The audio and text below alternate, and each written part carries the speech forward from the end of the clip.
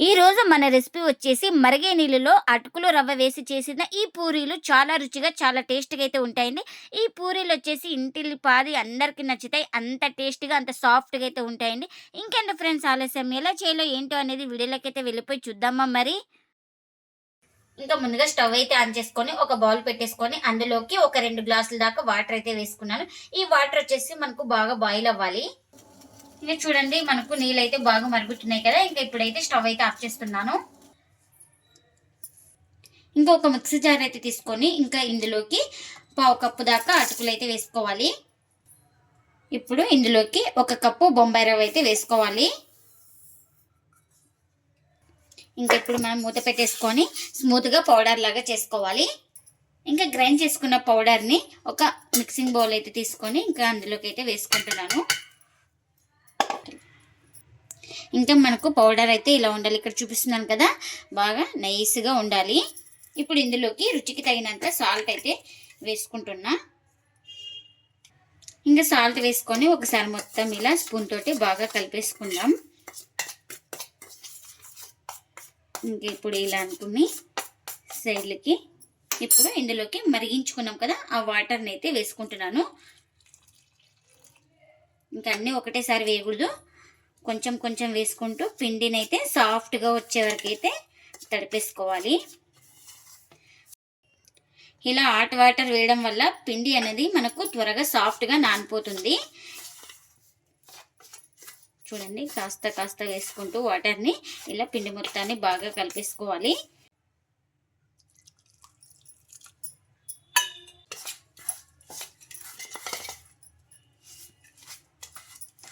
కొంచెం వేడి తగ్గిన తర్వాత ఇప్పుడు చేతితో కలుపుకుందాం బాగా సాఫ్ట్గా పిండిని అయితే.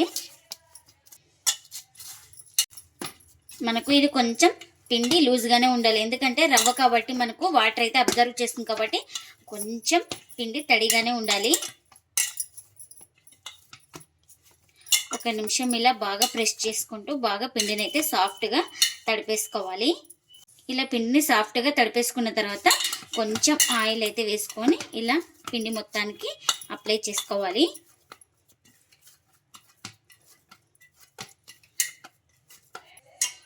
ఇంకా ఇలా పిండి బాగా కలిపేసుకున్న తర్వాత ఇంక ప్లేట్ అయితే పెట్టేసుకొని ఒక 5 మినిట్స్ అయితే పక్కన పెట్టేసుకుందాం. ఇలా 5 మినిట్స్ పక్కన పెట్టేసుకుంటే మనకు రవ్వ అటుకులు బాగా నానిపోతుంది. ఇంకా మనకు ఒక 5 మినిట్స్ తర్వాత అయితే చూపిస్తున్నాను చూడండి, పిండి కూడా మనకు సాఫ్ట్గా నానింది. ఇప్పుడు ఒకసారి మొత్తం ఇలా బాగా కలిపేసుకుందాం చేతోటి. ఇలా మనకు కొంచెం సాఫ్ట్గానే ఉండాలి పిండి అనేది. ఇప్పుడు మనకు ఏ సైజ్ పిండి ముద్ద కావాలో ఆ సైజ్ పిండి ముద్దనైతే తీసుకుందాం.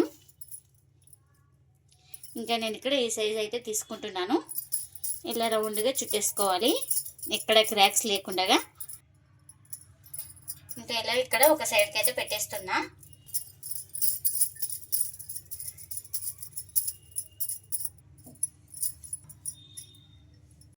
ఇంకా అన్నీ ఇలా చేసి పెట్టుకోవాలి. ఇంకా ఇప్పుడు ఇలా లైట్గా కొంచెం పొడి పిండిని అయితే చల్లుకుంటున్నాను. ఇలా చల్లుకున్న తర్వాత ఒక పిండి ముద్దను తీసుకొని ఇప్పుడు రుద్దేసుకోవాలి. అంత థిక్నెస్ లేకుండా అంత పల్చాగా లేకుండా మీడియంగా అయితే మనం ఈ పూరీని అయితే రుద్దుకోవాలి. ఇంకా చూడండి, ఇక్కడ చూపిస్తున్నాం కదా, ఈ విధంగా ఉంటే చాలండి మనకు. ఇంకా దీన్ని ఒక సైడ్కి అయితే పెట్టేస్తున్నా. ఇంకా మరొక పిండి ముద్దను తీసుకొని సేమ్ ఇలానే పిండిని అయితే డిప్ చేసుకొని ఇంకా పూరీని అయితే రుద్దుకోవాలి. మనకు నచ్చిన సైజులో రుద్దుకోవాలి.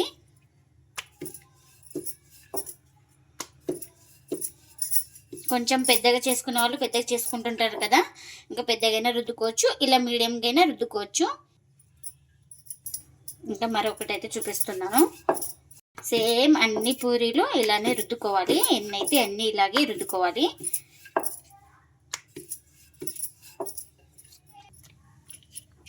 ఇంకా అన్ని ఇలానే రుద్దుకోవాలి. ఇంకా ఇక్కడ పూరి కాల్చుకోవడానికి ఆయిల్ కూడా పెట్టేసుకున్నాను. ఆయిల్ కూడా హీట్ అయింది. ఇంకా ఇప్పుడు మనం ఇలా చేసుకున్న పూరీని అయితే వేస్తున్నాను ఆయిల్లోకి.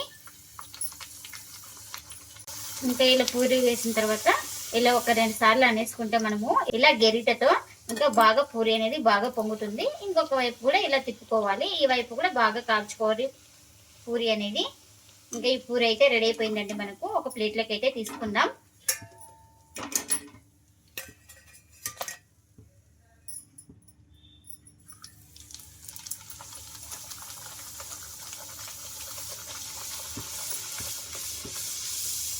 చూడండి ఇలా ఇలా చేసుకోవడం వల్ల మనకు ప్రతి పూరి అనేది బాగా పొంగుతూ వస్తుందండి. చాలా సాఫ్ట్‌గా ఉంటాయండి పూరీలు వచ్చేసి మనకు. ఇంకా ఇది కూడా రెడీ అయిపోయింది కదా! ఇంకా దీన్ని కూడా ప్లేట్‌లోకి అయితే తీసుకుందాం. ఇంకా ఇప్పుడు మరొకటైతే చూపిస్తున్నాను.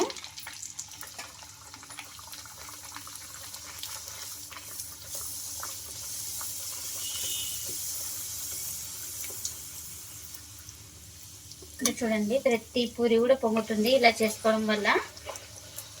టేస్ట్ అయితే చాలా బాగుంటాయండి ఈ పూరీలు వచ్చేసి మనకు. అటుకుల అలాగే బొంబాయి రవ్వ వేసుకోవడం వల్ల ఇంకా అన్ని పూరీలు ఇలానే చేసుకోవాలి.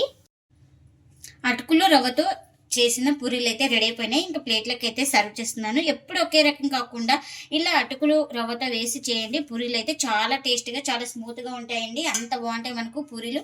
ఎప్పుడు ఒకే రకం కాకుండా ఇలా చేసి పెట్టండి. ఇంట్లో వాళ్ళందరికీ నచ్చుతాయి. అంత టేస్టీగా అయితే ఉంటాయండి ఈ పూరీలు అయితే మనకు. ఇంకా ఈ పూరీలోకి వచ్చేసి నేను వంకాయ ఆలు కర్రీ అయితే చేసుకున్నానండి. చాలా టేస్ట్ బాగుంటుందండి ఈ కాంబినేషన్లో పూరి చేయడం వల్ల. ఒకసారి మీరు కూడా తప్పకుండా ఈ పూరీలోకి వంకాయ ఆలు కర్రీ చేయండి, చాలా బాగుంటుంది. ఇంకా మీరు కూడా తప్పకుండా ఒకసారి ఇలా ట్రై చేసి మీకు ఇలా వచ్చిందో కామెంట్ అయితే చేయండి ఫ్రెండ్స్. ఇదండి ఇవాళ బ్లాగ్. ఈ వీడియో కనుక నచ్చితే ప్లీజ్ లైక్ చేయండి, షేర్ చేయండి, కామెంట్ చేయండి, అలాగే లైక్ చేసి సపోర్ట్ చేయండి friends. Thanks for watching. Bye bye.